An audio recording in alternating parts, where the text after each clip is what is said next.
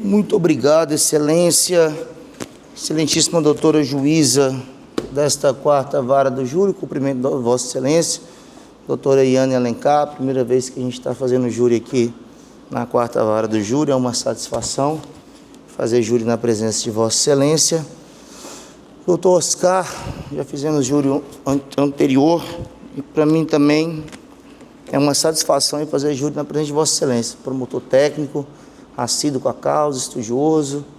Doutor Daniel me convidou para fazer esse júri. Doutor Daniel tem um projeto de uma instituição em relação a casos de pessoas condenadas e sobre a ótica da instituição em situação de vulnerabilidade a processos criminais, a processos penais. Então, o doutor Daniel tem esse projeto dessa instituição, assim como de demais projetos que existem da Defensoria Pública, e hoje eu tenho o prazer de fazer esse júri aqui na presença do doutor Daniel. Os eventuários da vara e Vossas Excelências, que são os jurados, os detentores que hoje irão julgar essa causa. Pois bem, Excelências, diferentemente daquilo que a gente costuma fazer aqui nesse plenário do júri, quem já teve a oportunidade de fazer júri, a qual eu estava aqui na defesa técnica do acusado, vê que, infelizmente, nosso carro-chefe de júris aqui envolve organizações criminosas, geralmente a tese que mais se completa, que se adequa a casos como esse, é a tese negativa de autoria. E hoje nós vamos trazer aqui, inclusive vai ficar como ensinamento para Vossas Excelências, algumas teses distintas do que somos acostumados a fazer. E à medida que eu for conversando com Vossas Excelências, eu vou trazendo à baila essas teses, vou explicando, vou comentando sobre o processo e vou apresentando o processo. Excelências, o Eberson, ele é acusado de ter matado o Edson. Esse crime, ele, além de ser um homicídio consumado, ele também é um crime que traz uma qualificadora, a questão da futilidade. Então, é um homicídio qualificado. O processo, pela análise que eu fiz, ele está todo baseado pela fala do Ministério Público, que quando me refiro ao Ministério Público, não estou me referindo ao doutor Oscar, porque diferente de um processo em que tem um advogado, geralmente esse advogado, ele começa lá na fase do inquérito policial, passa pela persecução penal, primeira fase, vem para o júri, ele está atrelado ali o processo, geralmente, na maior parte das vezes. Já com o Ministério Público, não. É pegue todo fracionado, inclusive até em audiência. Tem um promotor que faz uma inquirição, outra audiência do promotor. Então, quando me refiro ao Ministério Público, eu falo em um contexto geral.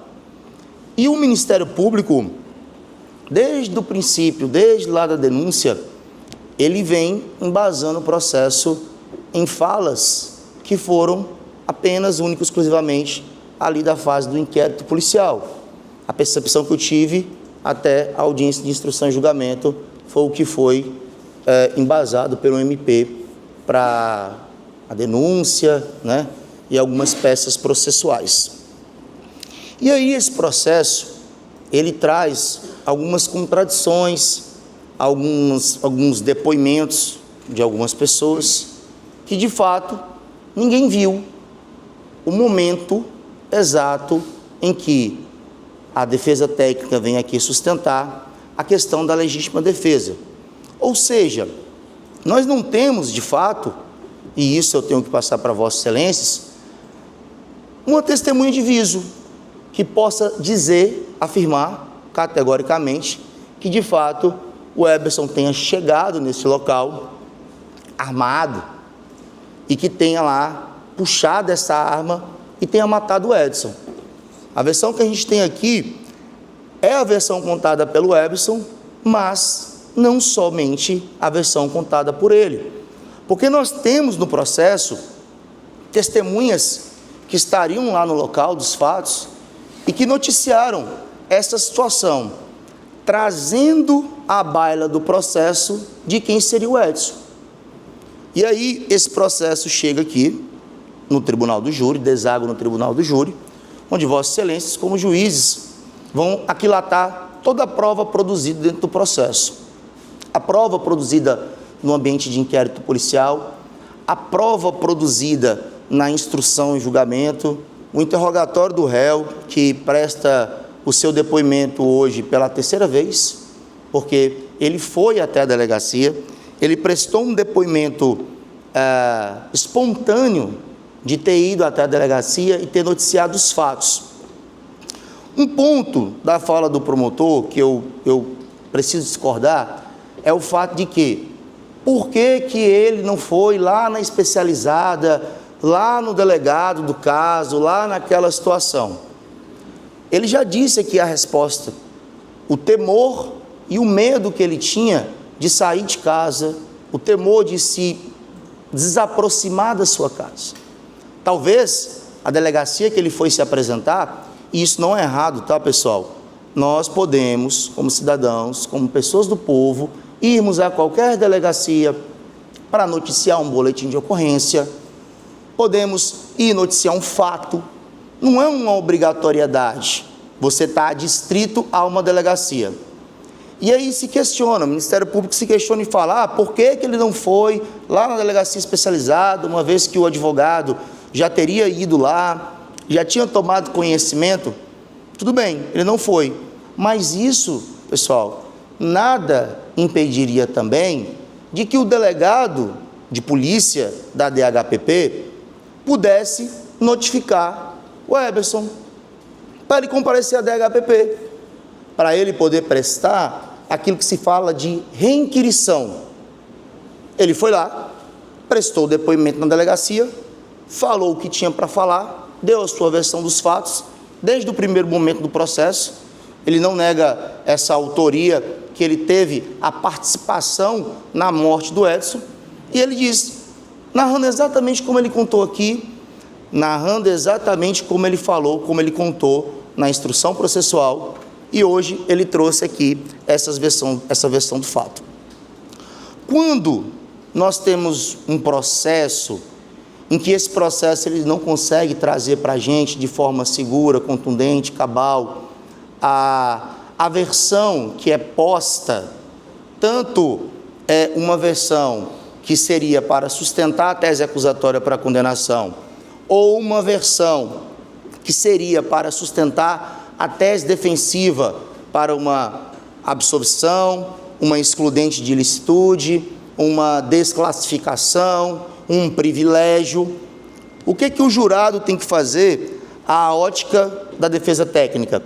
Ele tem que analisar todo o processo, para ele poder fazer o que o juiz togado faz, aquilatar essa prova. E o que é mais importante em situações como essa? O jurado, ele conhecer quem é a pessoa da vítima, ele saber se aquela vítima, de fato, ela teria uma capacidade como ser humano de praticar crimes, de ser uma pessoa que, pelo histórico criminal, tanto o histórico criminal documentado, como o histórico documental falado através de testemunhas, seria de fato alguém que pudesse colocar a vida de outra pessoa em risco. Por quê? A excludente de ilicitude, pela legítima defesa que o Constituinte colocou no Código Penal, é justamente isso, é simples. O Constituinte disse, olha, o Estado democrático de direito, através das forças policiais, da Polícia Civil, da Polícia Militar, dos Bombeiros, da Polícia Federal, da Polícia Rodoviária Federal, ele é impotente para estar em todos os lugares, em todo o tempo. E aí o que acontece? A gente vai lá nos primórdios, lá nos tempos antigos, quando não se existia o Estado Democrático de Direito, em que você, para defender a sua vida, ou a vida de outrem, de um querido, de uma filha, de um filho, de uma esposa, de um esposo, utilizava-se os meios necessários que vocês possuem para poderem se defender de uma injusta agressão. Essa é o axioma, a natureza jurídica do crime de legítima defesa. Tem como mostrar para mim, por favor, a página, se quiser eu posso olhar aqui, do laudo cadavérico, onde aparece o corpo do Edson? Eu tenho até aqui já tudo bem organizado também. E a primeira coisa, nobres julgadores, que nós precisamos nos atentarmos para a gente saber se, abre aspas, a receita de bolo da legítima defesa, ela está de fato bem inserida naquilo que se pretende a defesa técnica arguir, é essa questão dos meios necessários para repelir uma injusta agressão de forma moderada e dentro dos parâmetros, dentro do padrão que você se espera ali de uma situação de legítima defesa. A página que eu gostaria de mostrar aos nobres jurados está na 97. Uma vez preenchido o requisito desse meio necessário não exacerbado, a gente começa a desenhar a possibilidade de se termos uma legítima defesa. E aí eu quero que vocês comecem a se atentar a esses detalhes. O corpo do Edson, na necrópsia, no IML. O laudo cadavérico e a imagem do corpo do Edson nos traz uma única perfuração por arma de fogo na região aqui do peitoral, condizente com a altura da vítima para com a altura do acusado, onde dois homens estão em luta corporal frente a frente, em uma tentativa onde o Everton estava ali tentando proteger a sua vida. E isso é super normal, não é o aconselhável. Mas quantas notícias, nobres julgadores, vocês já viram em que, graças a Deus, a vítima saiu ilesa, em que ela tenta se desvencilhar de um disparo de arma de fogo, de um tiro, tentando fazer o quê? Tomar a arma do bandido, a arma do vagabundo. Para quê? Porque é com aquele objeto que o bandido vai ceifar a vida da vítima. Então ele vai atacar aquele objeto. E é normal, dentro dos meios moderados, dentro da proporção, que numa pega numa arma, pode sim acontecer. Quem está com eu sou atirador, sou CAC também, então posso ter até um pouco de expertise nisso. Quem está aqui segurando aqui a arma e com o dedo no gatilho, ele vai ter maiores vantagens. E quando você está aqui numa briga corporal, tentando segurar essa arma, a arma vai se mover, ela vai se mover. Ela pode acontecer, essa arma, dela se virar contra a pessoa e acontecer o disparo, com a própria pessoa com a mão no gatilho. E foi de fato, gente, o que aconteceu. Porque vejam bem, excelências, se a tese acusatória que o promotor tenta trazer hoje nessa tarde para desenhar para vossas excelências é de que o Everson era uma pessoa que andava armada, era uma pessoa que estava armada, era uma pessoa que, quando bebia, se transformava em outra pessoa, né? Os valentões, quando bebe, né? Tem os tipos dos alcoólatras, aqueles que bebem, ficam valentões, ficam chorosos, mas esse é um caso do valentão. Botem uma coisa na cabeça de vocês: por que ele não teria matado o Edson lá na hora que o Edson foi discutir sobre o som? Foi esculhambar, xingar a mulher dele, xingar a cunhada dele, xingar a sogra dele. Por quê? Um momento de ápice da raiva, naquele momento que o valentão, o xerife da área, o cara que se achava o dono da área, foi lá fazer isso, ele deveria, então, se estava armado, se estava em posse de uma arma, naquele momento, ter matado o Edson. Exatamente naquele momento. O processo nos traz uma situação também, nobres julgadores, isso é confirmado pelo depoimento do Rogério, que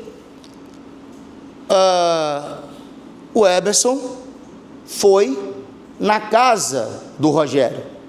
Se foi para sair para pegar a mulher, se foi para sair para beber mais, pouco importa. Isso não é da nossa conta. Cada um tem os seus problemas, o que faz da sua vida. Aqui não se discute a moral de quem está fazendo o quê. Aqui nós estamos discutindo se essa morte, ela teve a presença do ânimos necandi, a intenção de matar o Edson, ou se foi de fato aqui uma legítima defesa. É isso que está se discutindo, é o ponto cerne da questão. E aí, estudando esse processo e acompanhando a fala do doutor promotor, eu venho trazendo esse raciocínio sobre o preenchimento desses requisitos para a legítima defesa.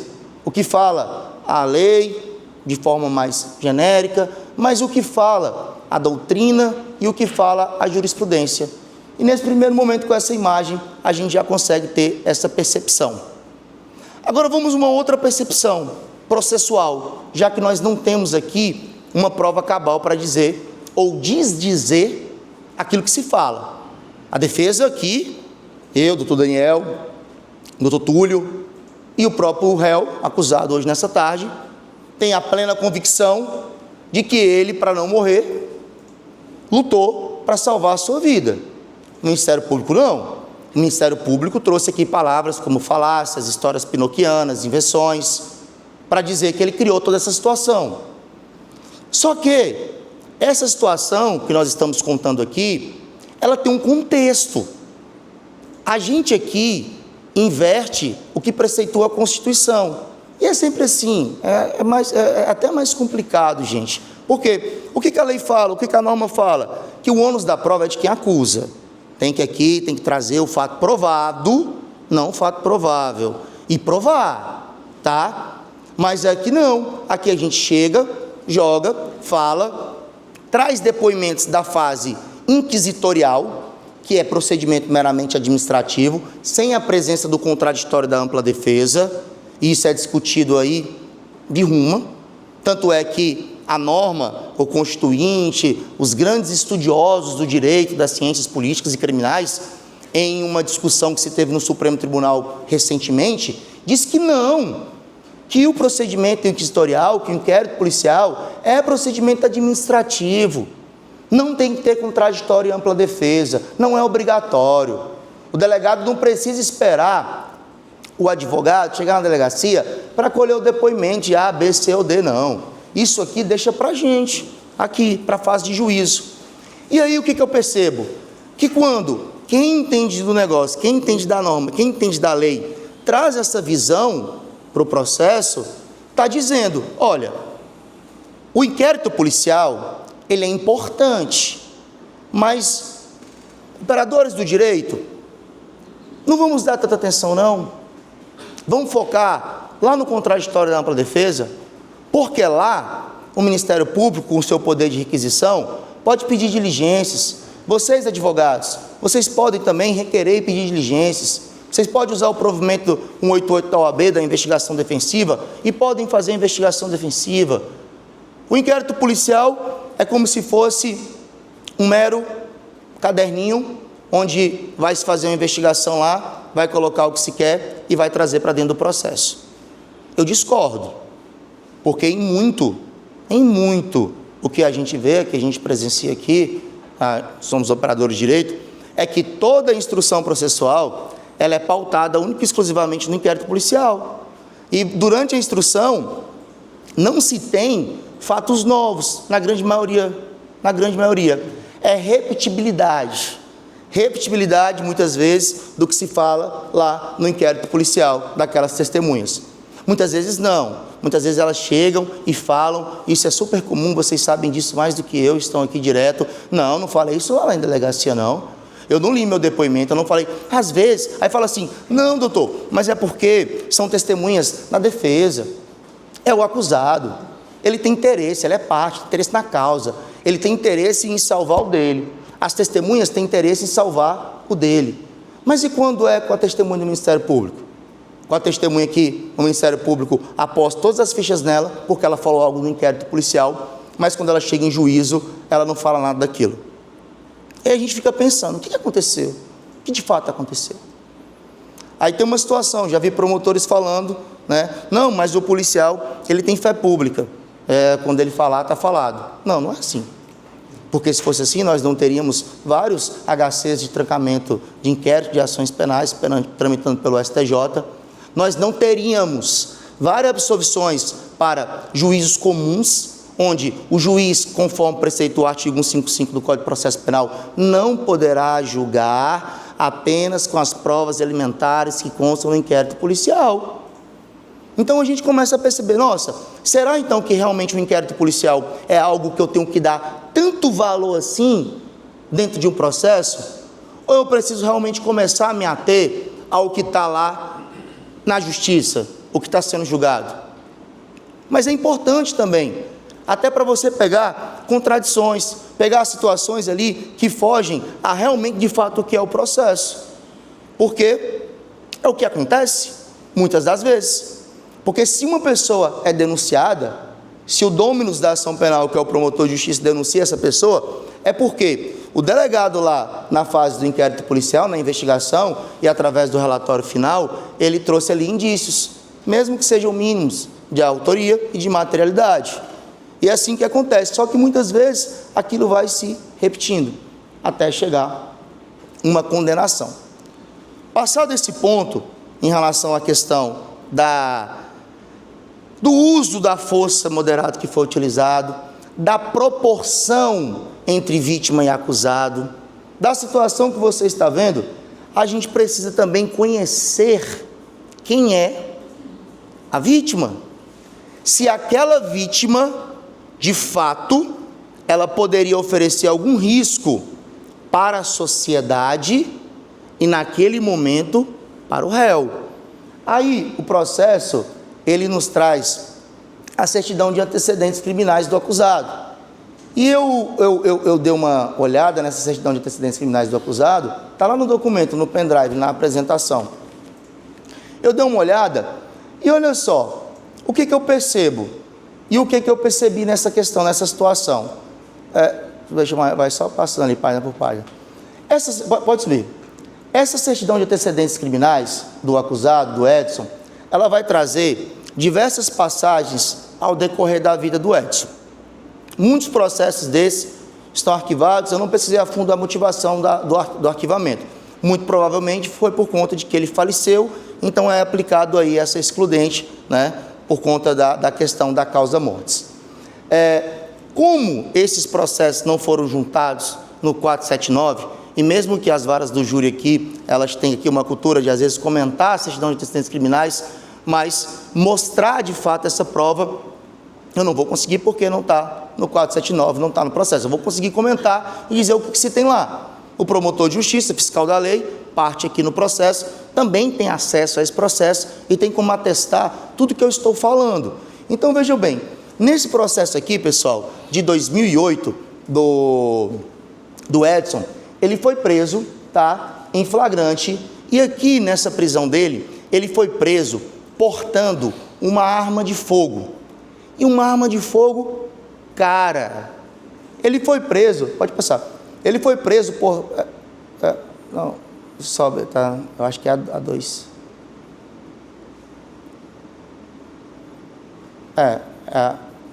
Certidão de antecedentes, ele pode subir, essa. Ele foi preso postando uma pistola Glock G25 calibre 380.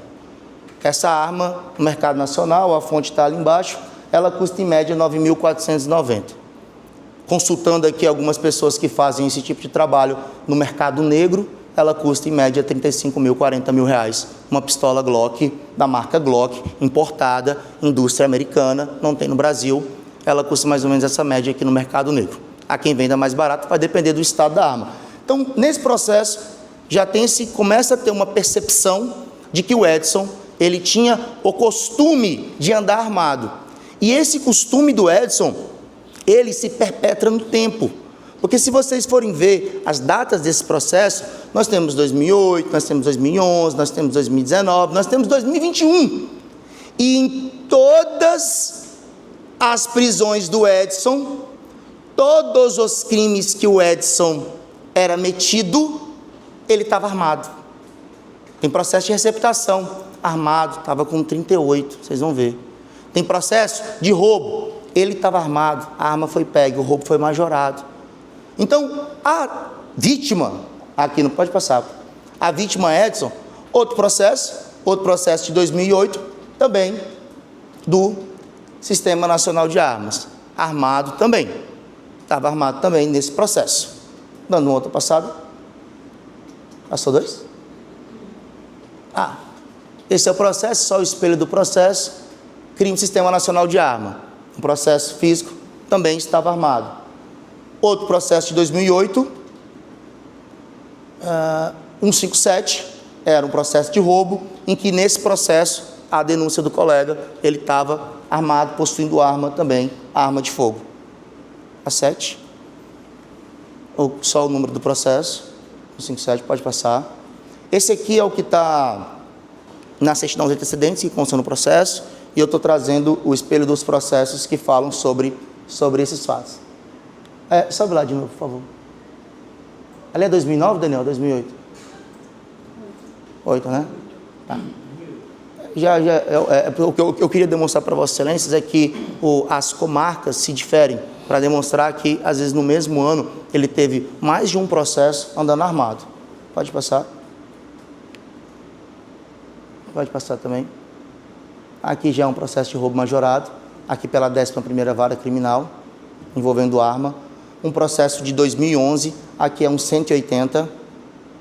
Pode passar. Nesse processo 180, ele foi pegue portando um revólver, um calibre 38, também estava armado nesse processo. Outro, pode passar. Esse já é outro processo do crime nacional de armas. Esse aqui, esse é o mesmo. O de 2000 é o mesmo do outro processo. É uma repetibilidade aqui de processo. Pronto, pode colocar aí. Então, vejam bem. Eu estou me demonstrando aqui para Vossas Excelências que os meus foram moderados.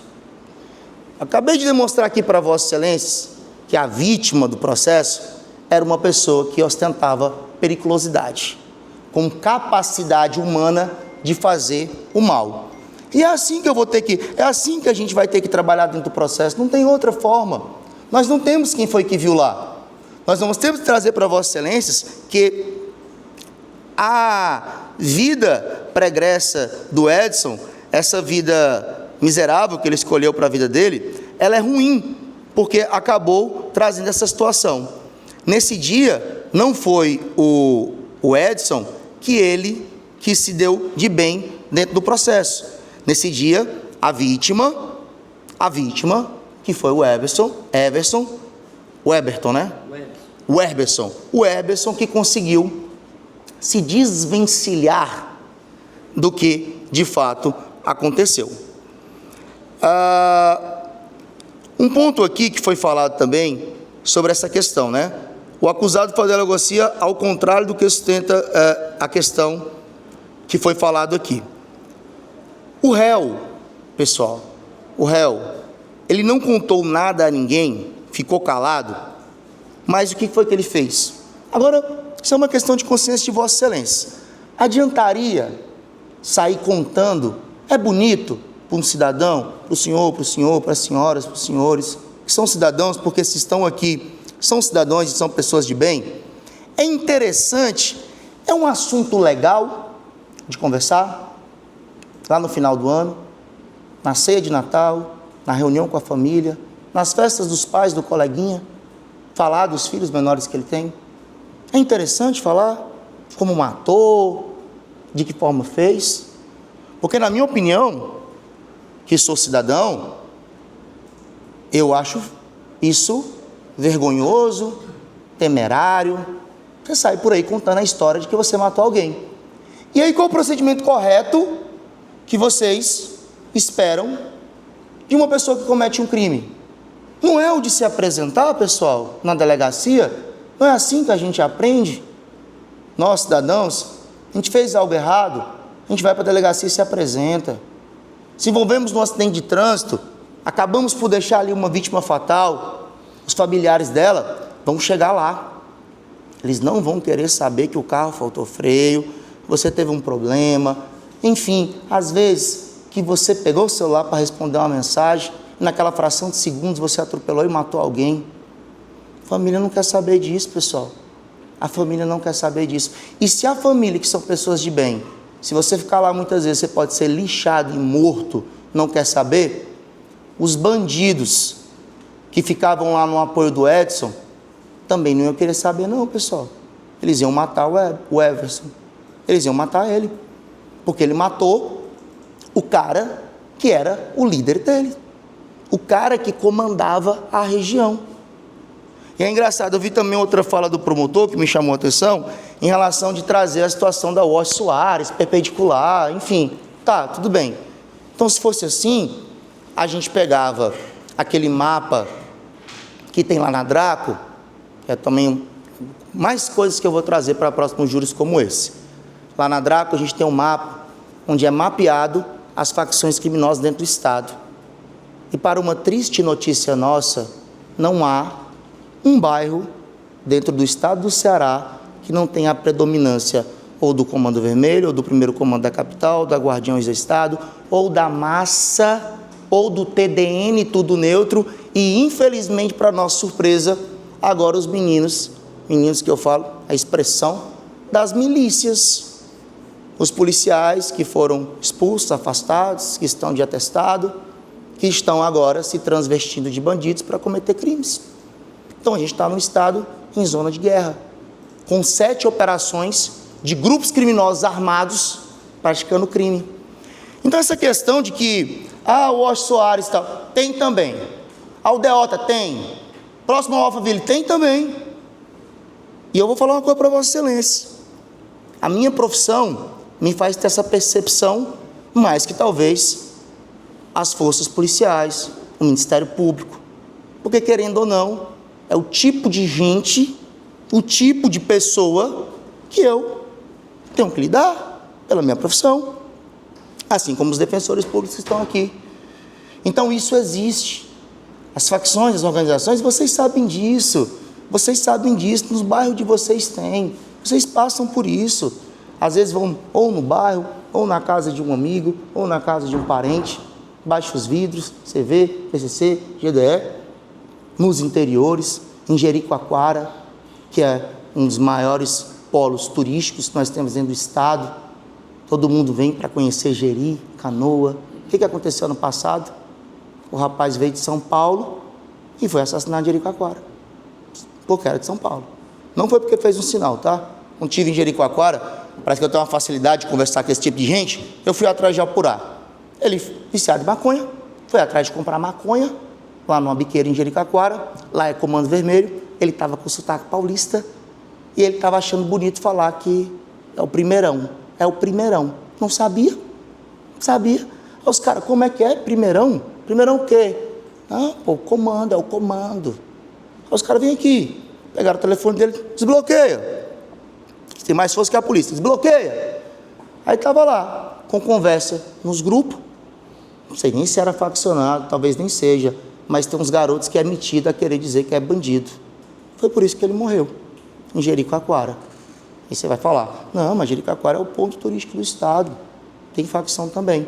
Então a facção, as bocas de fumo, as biqueiras, elas estão em todos os lugares. Então ele foi num lugar que ele deveria ir, que era para a delegacia de polícia, e assim fez, como um cidadão deve se comportar.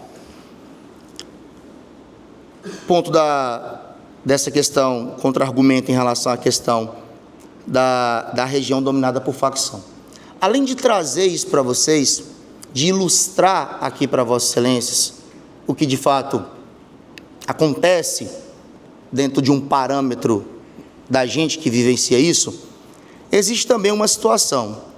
O MP sustentou que a área não é dominada por facção, a vítima não pertencia à facção, Comando Vermelho. E isso, eu quero que fique bem claro aqui, que eu não estou aqui fazendo transcrição da fala do douto promotor de justiça. Longe de mim fazer isso. Eu tenho nem envergadura para isso. Eu estou falando com base na percepção que a defesa técnica teve aqui da bancada. E aí eu trago esses argumentos aqui nas anotações que eu fiz. Só que é o seguinte, pessoal. A testemunha Gerlane Ferreira, que veio no processo, afirmou que temia represárias, pois naquela região, quem fala contra a facção pode morrer.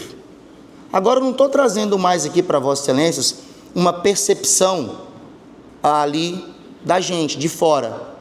Eu estou trazendo, né, uma percepção de um extraterrestre. Estou trazendo a percepção de quem mora lá naquela região, de quem vive lá. E a Gerlane conta isso. O acusado declara que, após os fatos, foi jurado de morte. Sua forte circulava em grupos de facção do Comando Vermelho, sendo forçado a viver de forma nômade, sem segurança ou local fixo para trabalhar. Meu povo, estamos em julho, começamos os júris aqui, comecei em janeiro, acho que eu fiz meu primeiro finalzinho de janeiro.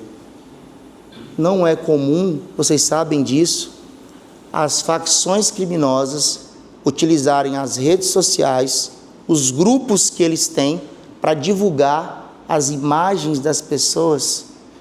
Aí vocês têm noção, excelências, a dimensão que esses grupos podem alcançar?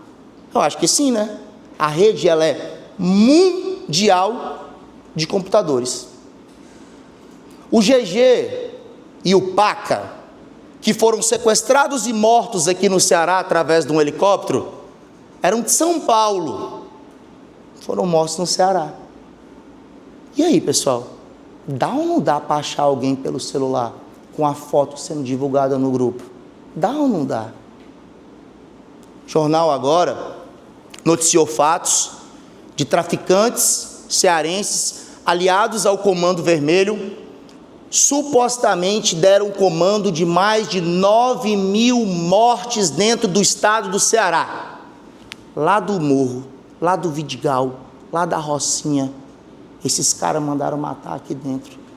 O Comando Vermelho é uma das organizações mais sanguinárias que existe, porque ele foi criado dentro de um presídio com a junção de políticos de guerra e de bandidos.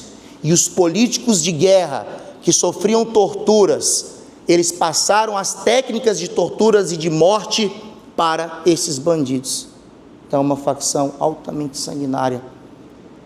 E quem o Eberson matou, tentando salvar a própria vida, não foi um pé de chinelo, não foi um qualquer, foi um cara que desde 2008, ele já tinha potencial financeiro para andar de Glock. De Glock. Eu não tenho uma Glock, meu sonho é ter uma Glock. Eu tenho uma G2C da Taurus 9mm. Queria uma Glock, é difícil importar, é difícil trazer, é caro, é caro. Você falou de 9.000 aí no site, está sem os impostos, não tem Glock aqui no Brasil. Você compra de terceiros, de empresas que vendem. Então esse cara não era qualquer um. O Edson era perigoso. O Edson era chefe de facção, era o dono lá do setor da área. E o Edson mexeu em um vespeiro. Ele mexeu em um vespeiro. E é por isso que falo, e aqui sem ser apelativo, mas dentro da realidade, e aqui mais uma vez, eu posso afirmar para vocês com muita autoridade. Basta dar um Google. Felipe Abdoral Salles de Oliveira, chefe, mentor financeiro da Guardiões do Estado dentro do Estado do Ceará. Meu cliente, morto e assassinado dentro da CPPL-3 no dia 3 de dezembro, dentro do presídio. Só dá um Google, o nome está aí, apareceu meu nome, sou advogado dele. A família ficou lá, recebeu num caixão, num saco preto. Patrício Bento de França, integrante do Comando Vermelho, assassinado há 2 meses dentro da CPPL-1, morto dentro do presídio. Fora os montes que a gente fica sabendo que a imprensa não noticia, que ninguém liga para preso. Falando isso aqui por quê, doutor? Eu estou falando isso aqui hoje, e eu falo, eu não estou sendo apelativo, Mas eu falo, sabe por quê, pessoal? Porque a condenação de hoje do Herberson, se ela vier por Vossas Excelências, mesmo diante do trabalho que foi aqui apresentado pela defesa, ela pode ser uma condenação de pena restritiva de liberdade, que vai ser cumprida, respeitando o que preceitua a lei de execução penal, tá? Pode sair. Ou também pode ser uma pena de morte. Ele matou um cara na rua, líder de uma facção, vai para dentro do presídio, não tem segurança no presídio, o Estado não consegue estar lá a todo tempo e pode morrer. Isso é um fato? É um fato. Não estou falando nada demais. Nada demais. Só a verdade. Salvou a vida lá atrás, do passado, se desvencilhou de um tiro de um traficante armado, bandido perigoso, usando o meio que tinha ali, a própria arma do bandido, para tentar salvar a sua pele. Mas lá no presídio, lá, meus amigos, o Abdoral levou 37 socadas. Tem um processo dele aqui, o corpo dele está igual uma peneira. Era forte, treinava, mas não teve jeito. Os caras seguraram no banco de sol e perfuraram ele todo. Lá, uma coisa eu tenho certeza, o Herberson está me escutando, falo isso para ele com toda a naturalidade do mundo, porque ele tem que saber dos fatos. Talvez lá ele não consiga aplicar a excludente de ilicitude, a legítima defesa. Lá ele não vai ter como se defender. Lá ele não vai ter nem meios necessários para isso, pela quantidade. Tem até a qualificadora, pelo homicídio, que dificulta a defesa da vítima. Então, isso são pontos dentro do processo que devem ser observados de forma muito categórica por Vossas Excelências.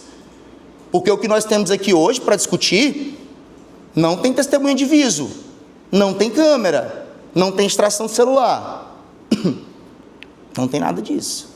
Nós temos duas histórias antagônicas. MP, que quer a condenação a todo custo, sustentando que ele fez, mas sem provar, e sem ter testemunhas que viram e provaram. Inclusive a fala é: ninguém viu, ninguém viu, ninguém viu.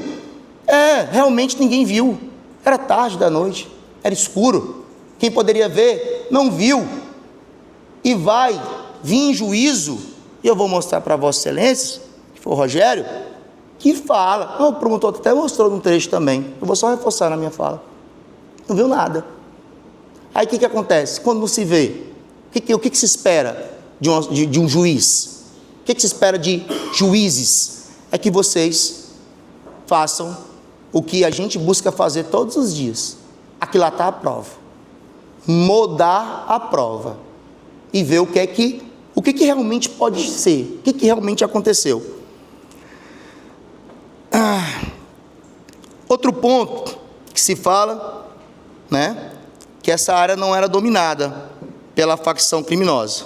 A Gerlane afirmou que temia represália, pois naquela região, quem fala contra a facção pode morrer. E aí? Não tinha facção lá? Não tinha faccionado? O Edson não era faccionado? Não era o líder daquela facção? Vocês vão ponderar isso. José Roberto confirma que Edson já integrou o movimento da Biqueira, gíria que é designada local controlado por organização criminosa. Pessoal, José Roberto morava lá, gente. Essa palavra, biqueira, que o promotor falou, é da Rua Soares, perpendicular, via, asfalto. Desculpa, doutor Oscar, mas o senhor não mora lá. O senhor não mora. O senhor, como eu, é um transeunte, é de passagem. E quando nós estamos passando, nós estamos olhando para frente, nós estamos colocando a música nas nossas multimídias dos nossos carros confortáveis, nós estamos com o motorista analisando os processos, ou respondendo uma publicação de um amigo, ou vendo os posts da escolinha das nossas filhas, que colocam lá, aquelas coisinhas bonitinhas que eu adoro receber. E para a gente é muito fácil. É fácil. A gente mora em condomínio, tem segurança. Mas e o José Roberto? Ele fala. Tem um depoimento dele. tem um depoimento dele.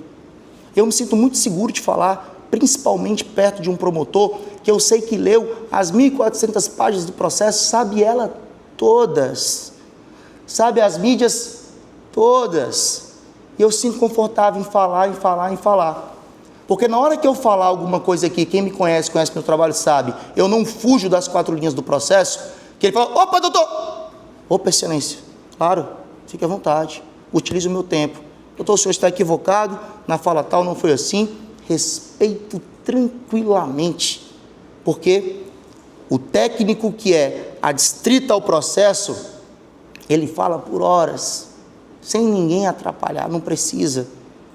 Uma coisa é você plantar informações no processo, outra coisa é você interpretá-las, e a interpretação ela é livre, principalmente aqui onde nós estamos momentaneamente em um ambiente de embates, onde se tem uma síntese e uma antítese.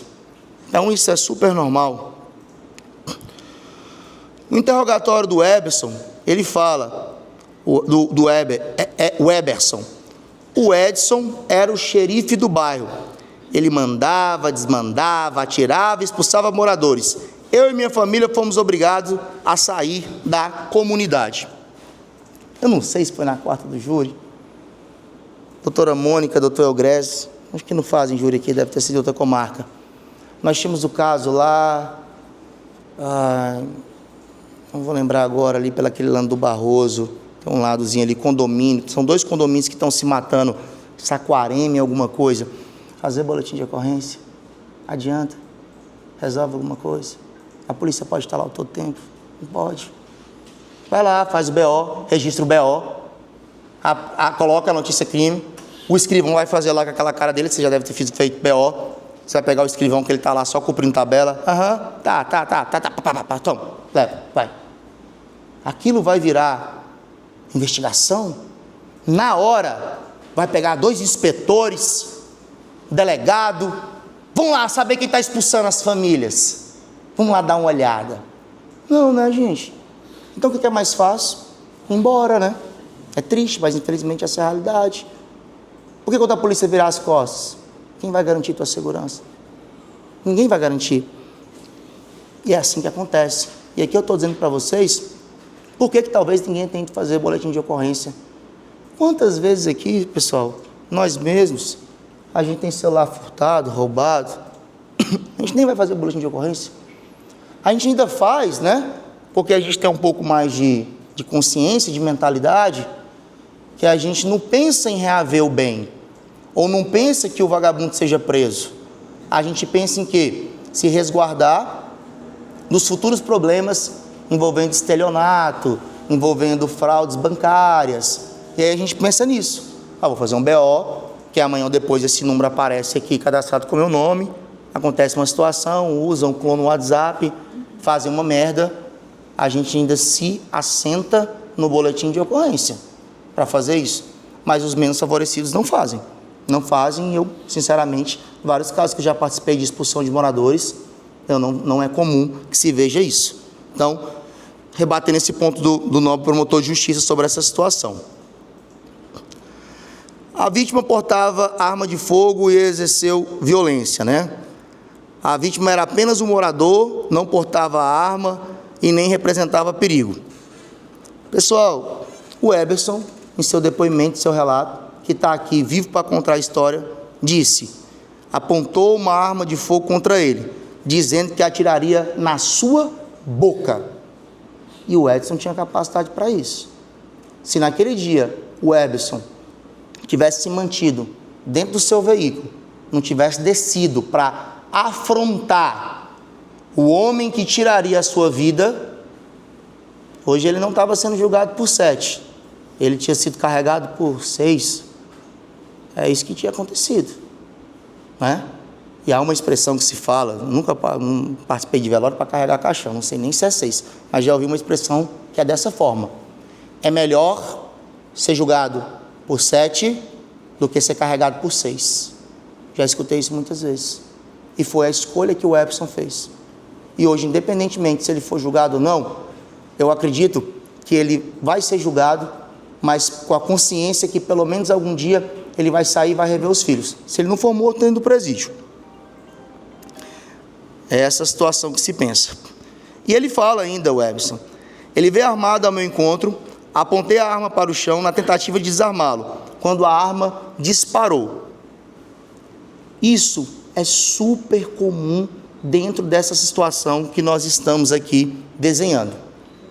Ô Jader, como essa situação fugiria de todo o controle daquilo que a banca defensiva sustenta? Se o Edson tivesse tomado um tiro nas costas, né, gente? Um tiro que você percebesse que naquele momento ele estava em um estado de vulnerabilidade, aí tudo bem. Aí não, peraí, aí eu não tinha nem vindo. Não, doutor Daniel, vamos sustentar o que lá? Porque as testemunhas presenciaram o fato. O Eberson foi na delegacia e assumiu a autoria. Teria matado o Edson, em legítima defesa. E aí o cara me aparece com um tiro pelas costas, o cara me aparece com um tiro onde o laudo demonstrou que o tiro foi de cima para baixo, quando a vítima já estaria aqui rendida, um tiro fatal. O Edson me aparece com um tiro na cabeça, uma execução com um tiro fatal, né? Aquele último tiro. Eu não estaria aqui sustentando isso para Vossa Excelência, não estaria mesmo de verdade, mas Vossa Excelência vira o corpo, Vossa Excelência vira o laudo cadavérico, um único tiro na região do peito, com pessoas, 2 homens adultos, grandes, 1,60 m a 1,70 m e um de 1,73 m, totalmente condizente à situação ali exercida.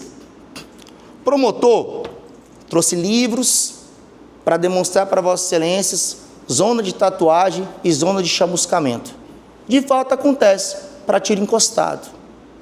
Tiro encostado. Mas pessoal, se eu tenho 2 homens aqui, brigando aqui com a arma, com braços longos, em uma certa distância, e há um disparo de uma distância mais ou menos de 1 metro, 1,5 m, 2 metros. E outra coisa, a medicina, muitas vezes, em uma interpretação, ela vai ser subjetiva. Não é certo toda vez ter lá aquilo, aquela zona de tatuagem, chamuscamento. Qual o calibre da arma? Não tivemos arma apreendida, não sabemos. Como é que estava a situação? Qual munição foi utilizada? Então, tudo isso são circunstâncias que mudam esse status. O laudo, gente, foi uma vergonha. Eu acho que esse médico legista, nesse dia, ele estava com preguiça, porque ele me traz um laudo cadavérico com uma lauda, só respondendo os quesitos. Houve morte? Sim. Meio utilizado? Contundente. Possível disparo de projeto de arma de fogo. Pelo amor de Deus, né, perito? Especifica esse negócio, faz um laudo mais detalhado, mas não foi feito. O processo também não traz essa informação. O que é ruim para a gente? Por quê? Porque Vossas Excelências, que estão agora chegando na causa, conhecendo a causa, analisando a causa, não vão ter muita robustez para julgar. Vão ter esses fatos isolados. Só que ainda assim, e não, como diz o ditado, puxando a sardinha para o meu lado, analisando esse processo com um olhar clínico, independente se eu fosse hoje aqui, conseguisse me transmudar de juiz, e não de defesa, e nem de Ministério Público. Pelo que tem no processo, pelo contexto do processo, eu veria que está ali, claro, uma situação de legítima defesa. Por tudo isso que eu acabei de mostrar para Vossas Excelências, é claro, a regra é clara, é uma situação de legítima defesa. A arma nunca foi localizada, o acusado afirmou tê-la jogado no chão. É razoável admitir que comparsas da vítima presentes no local, como relatado, tenham resgatado a arma para impedir que fosse apreendida pela polícia. Pessoal, é porque vocês não têm noção, mas uma arma de fogo, uma pistola, ela é cara demais no mercado paralelo. A gente paga muito alto, bandidos pagam muito alto para ter uma arma de fogo, gente. Muito. Quando eu fui receber minha pistola, só de burocracia passou 8 meses no Exército para ter a certificação do CRAF, vinculada ao meu CR. E o bandido paga o preço alto, porque o bandido pode defender a vida, né, gente? O bandido pode andar armado, que nem o Edson andou a vida toda. A vida toda. Quem está falando é o Jader? Não, processo. É o histórico dele, é as prisões recorrentes que ele teve na vida dele, todas portando arma de fogo. Todas. Mas ele pode andar armado. E ainda que se o Eberson tivesse armado naquele dia, para salvar a vida dele, teria valido a pena. Ainda que se tivesse, ele não estava. Doutor, por que você disse que ele não estava? Por que o processo conta que quando ele bebia ele ficava muito valente? E se ele não deu tempo dele em casa se armar, e aquela discussão parou por ali, ele teria puxado a arma e matado o Edson, era na frente de todo mundo. Imagina, senhores, vocês estão lá, e não tem nada de errado nisso, tá, gente? A gente faz isso, pelo amor de Deus, final de semana, tá com a família, tá bebendo, tá escutando uma musiquinha, ninguém é de ferro, e aí chega um cara, que o processo fala isso, todo mundo no processo fala isso, chegou lá, esculhambando, o Eberson aí, não quis falar mais palavrões, porque ele é um cidadão de bem, ele tem respeito ao ouvido das senhoras que aqui estão e dos senhores que aqui estão, mas o que a gente escutou no escritório, até xingamento das mulheres teve, até xingamento, porque ele era o bambambam, e a preocupação do Edson, do marginal, não era com som alto não, gente, é por isso que não tem que se falar em homicídio fútil, aí foi por causa do som alto. Sabe quando alguém morre por motivo fútil, por causa de som alto? É quando qualquer um de nós, cidadãos de bem, estamos lá na nossa casa escutando música, e aí a gente, ou então, o vizinho, está escutando música, enchendo o saco, e a gente aqui, eu sei que tem muito professor, está corrigindo prova dos alunos, está querendo se concentrar, e o cara está lá, te aperrinhando.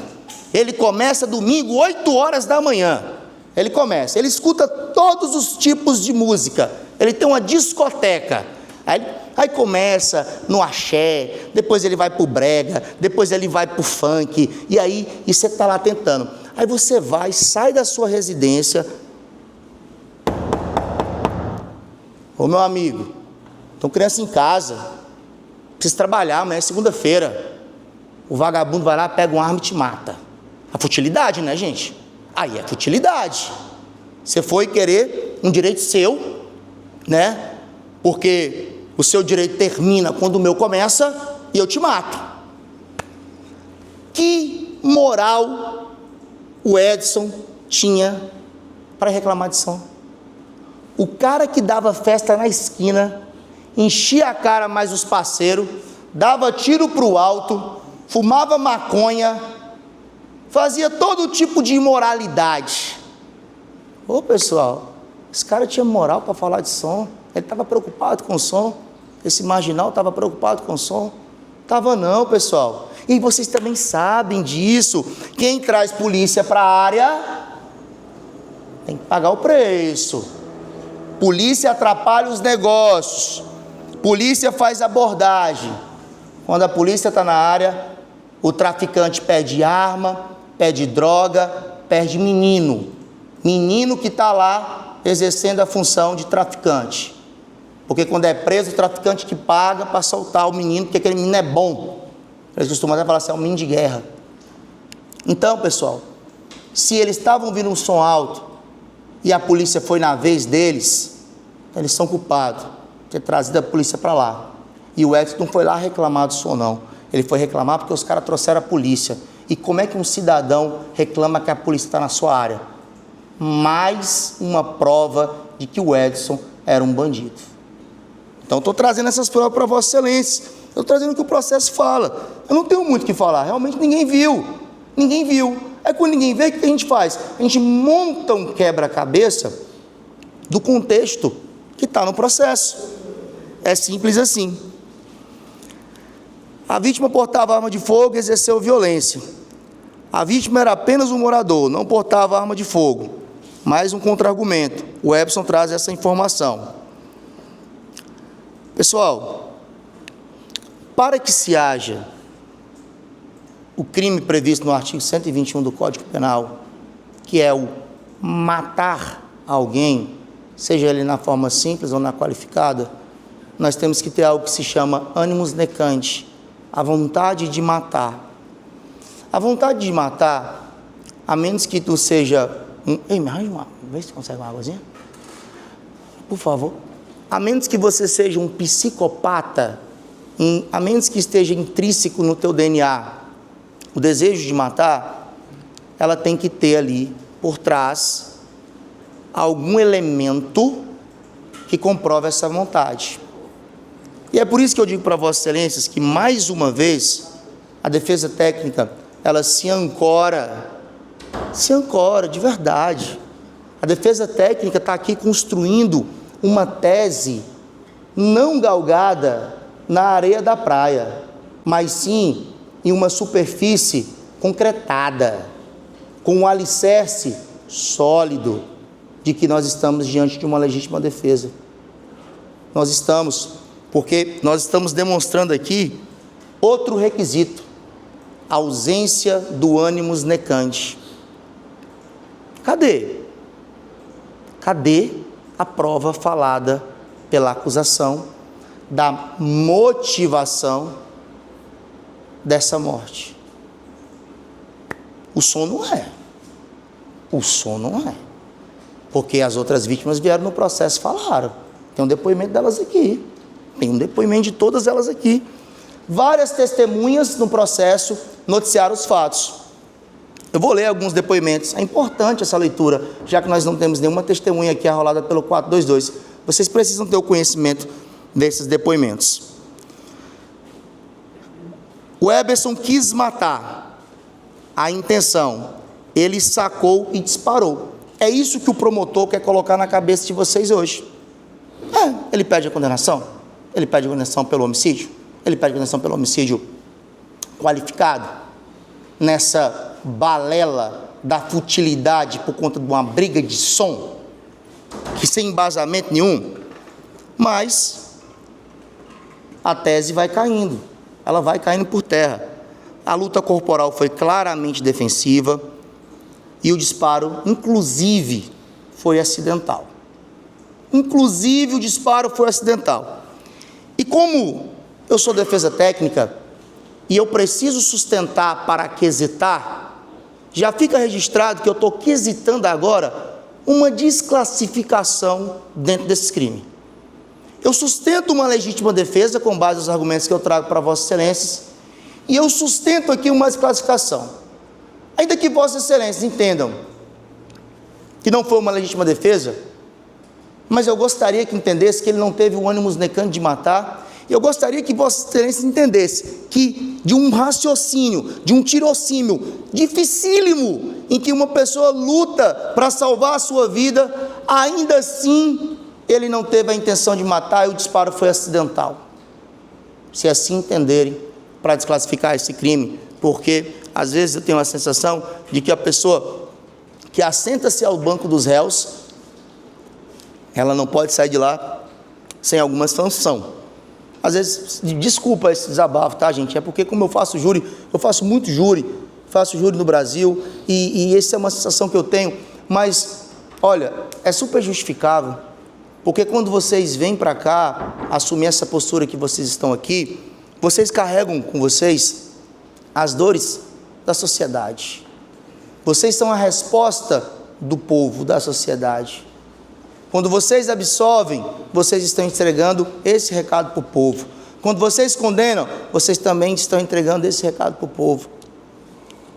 Só que às vezes acontece absolvições injustas e às vezes acontece condenações injustas. E é por esse motivo que a minha premissa sempre será essa: ou na defesa, ou na acusação, como assistente de acusação, que muito faço, é trazer para Vossas Excelências, tentar colocar Vossas Excelências dentro do processo, o mais perto do processo possível, Futuramente aí eu estou com alguns projetos e eu estou fazendo muito essa questão da inteligência artificial e estou me especializando na questão das maquetes 3D. E eu vou juntar isso no 422, no 479, eu vou fazer de uma forma as situações ali com base no que é contado em maquetes 3D para trazer, igual foi no julgamento da Boate Kiss, para trazer vocês cada vez mais para dentro do processo, porque é isso que se precisa. Na minha opinião, não se deveria acabar com o tribunal do júri. Na minha opinião, deveria trazer o júri para a primeira fase do processo. O sorteio dos jurados deveriam ser quando instaurasse a ação penal. Quando o juiz recebesse a peça vestibular do Ministério Público, que é a denúncia, onde se inicia o processo. Beleza, agora vamos sortear. Agora nós vamos sortear o corpo de jurados. E vocês começarem a participar desde a primeira fase, para que vocês venham para cá com conhecimento sólido do processo. Porque não é sempre que vocês vão ter aqui na tribuna um grande promotor da envergadura do Dr. Oscar, um advogado que sou entusiasmado pelo direito penal, estudante do direito penal, que vai tentar trazer para vocês de forma técnica, objetiva, com uma boa oratória e atrelado ao processo. E às vezes a culpa de condenações injustas e absolvições injustas é dos representantes que sustentam as acusações e dos representantes que sustentam as absolvições. Porque não trazem para Vossas Excelências exatamente o que traz o processo. Interrogatório do acusado na fase da instrução, é o último documento do processo, que relata a mesma fala relatada. Interrogatório. Está aí na... Essa acusação que tem contra você nesse processo é verdade? Doutor, eu fiz para não morrer. Ele veio com a arma ao meu encontro, entendeu? E falou que ia dar um tiro na minha boca. Quando ele chegou perto de mim, armado, eu segurei na arma, querendo tomar a arma dele. A arma disparou. Quando ele caiu, eu soltei a arma, entrei dentro do carro e fui embora. Ele veio de encontro com a arma para mim. Entendeu?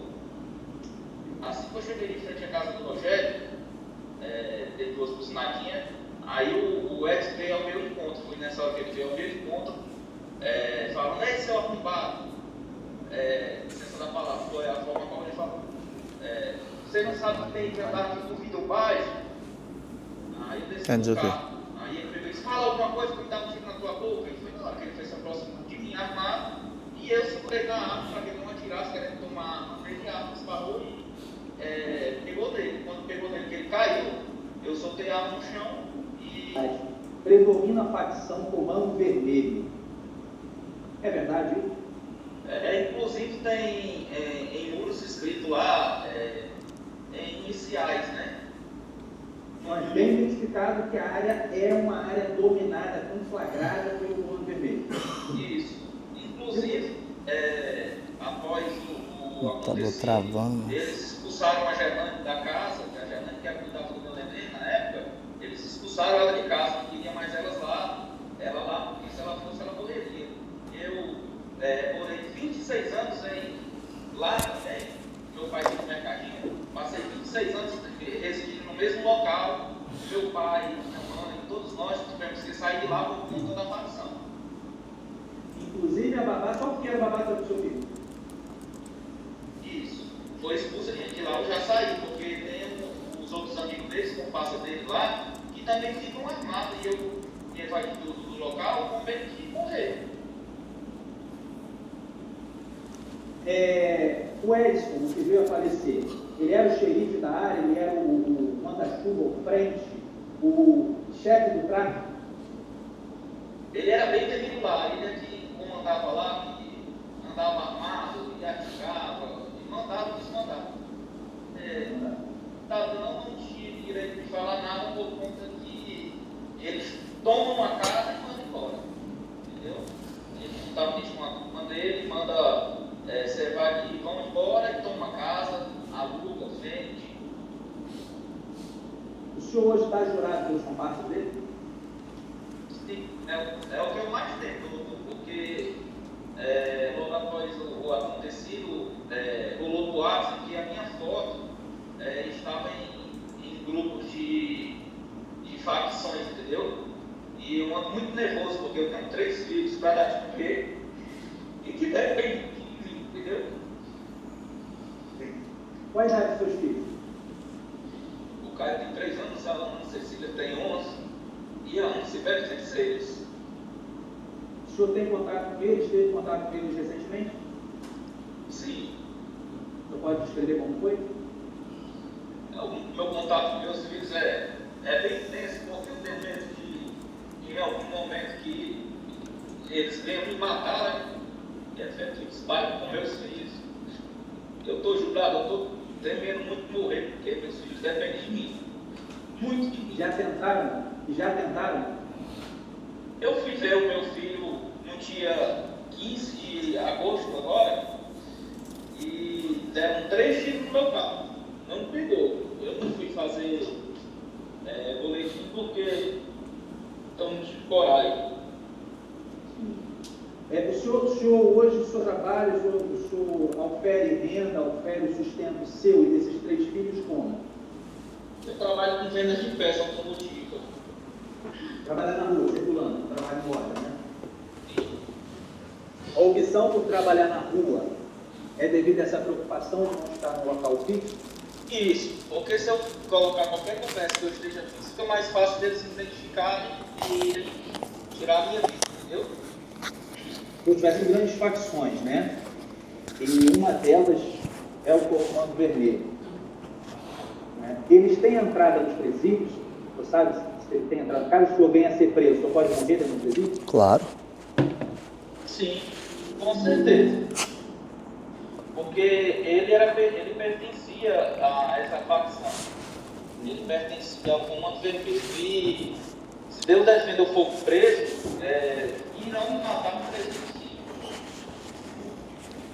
Alguns irmãos do vitimado, do rapaz que veio falecer, ainda tem vínculo com quem? O senhor sabe dizer isso? Sim, ele agora é um dos que estão mandando lá no bairro, né, onde a gente morava. É verdade, tá bom. Ele é um dos que estão encarregados de levar terror para a população, para a comunidade. E se por algum momento alguma dessas testemunhas que compareceram aqui hoje, o senhor Rogério, a dona Gerlânia e o senhor José Roberto, caso viessem a falar alguma coisa contrária à vítima, elas correriam risco de vida? Sim, com certeza. Até porque a Gerlânia já já colocaram ela para fora, né? Ela morava lá e ela já não pode mais andar lá no bairro. Se ela andar, eles matam. Eles falaram bem falado, não tive escolha. Eu não queria ter matado ele. Jamais. Isso não era minha língua. Sendo que ele veio para me matar. Eu não ia, entendeu? Eu tentei desarmar ele. Mas no momento em que eu tentei desarmar, a principal ele pegou ele, entendeu? Eu não tive a intenção de matar ele. Pois uma pergunta, você compareceu em delegacia para prestar esclarecimento? Sim, eu fui em 2 dias, se não me falha a memória, eu me apresentei na delegacia, meu pai tinha contratado um advogado e ele disse que eu fosse para a delegacia. Chega no bairro, Ele está assistindo? Ele está assistindo? lá na delegacia, 6º distrito. Então o senhor compareceu ao 6º distrito, espontaneamente, prestou esclarecimentos, sem advogado? Sem advogado. Sem advogado. Esteve então à disposição da justiça.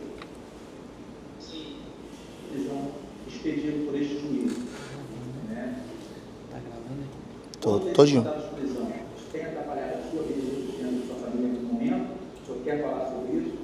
Bastante, porque eu ando, além de temer as facções, eu tenho em ser preso por ser morto dentro de um presídio, de deixar meus filhos desamparados, porque eu tenho 3 filhos. Consegue ver quantos minutos? Eu trabalho para... Quantos minutos? Sim, lá em cima. Não, embaixo do vídeo. Eu sou 49 segundos? Tá. Família alimentada e educada. E no momento em que eu for preso, ninguém vai poder fazer isso. Ninguém vai fazer. Qual a idade do seu filho mesmo? 3 anos, o senhor ia falar? O Caio... Qual foi o ano dessa audiência? Ano passado? Ano passado foi essa audiência? Foi, ano passado. 3, 6 e 6. 3, 6 e 11. Isso. Uma coisa que me chamou a atenção, estou vendo que você já tinha entrado em contato e falado que estava um sinal oscilante. Estou vendo que o senhor está no veículo e o veículo está em movimento. Isso é medo? Medo e... Por motivo de segurança, o senhor está em movimento. Isso. Sem dúvida. Sem mais, velho. Excelência. Pessoal, eu vou encerrar essa primeira fala. Não sei que o doutor vai vir a réplica, mas eu não gosto de não falar tudo que eu tenho para falar, não. Abre o processo para mim, por gentileza. Enquanto ela abre o processo na página 180, eu quero fazer uma leitura para Vossa Excelência do que preceitua o artigo 155 do Código de Processo Penal, no caderno em que trata da prova. O artigo 155 fala o seguinte: o juiz formará sua convicção pela livre apreciação da prova produzida em contraditório judicial. E aqui eu até pinto de amarelo e faz o seguinte: não podendo fundamentar a sua decisão exclusivamente nos elementos informativos colhidos na investigação. Claro, para vocês isso não é uma regra, porque vocês podem julgar de acordo com a livre convicção de Vossa Excelência. Mas por que eu estou dizendo isso para Vossa Excelência? Vejam bem, olha só. Nesse processo, o doutor até chegou a falar sobre o depoimento do Douglas e o depoimento da Constantina, a mãe e o irmão da vítima, que trouxeram elementos de prova para dentro do processo. Beleza? Bacana? O depoimento deles são legais, são bons para poder fundamentar a decisão.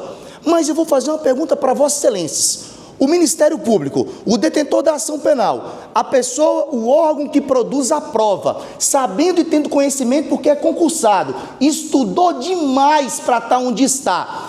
Por que ele resolveu não judicializar a prova na primeira oportunidade que teve? Folha 180, nós temos um certificado do oficial de justiça, desce um pouquinho mais abaixo, e essa certidão do oficial de justiça, ela comprova que o Douglas e a Constantina foram devidamente intimadas a comparecer na audiência, no ambiente do contraditório e da ampla defesa, para trazer material probante, prova testemunhal para Vossas Excelências hoje nesse dia. Na 180, eu tenho a certidão comprovando a intimação da Constantina. Já nas folhas, cadê a outra folha aqui do processo? Temos também, ele sabe disso pela questão de tempo, não vou buscar aqui, posso até voltar na réplica, mas pelo processo também há uma certidão de comprovação do Meirinho intimando o Douglas. Douglas está na 179, intimando para comparecer em audiência. Agora, por gentileza, vá às páginas 186.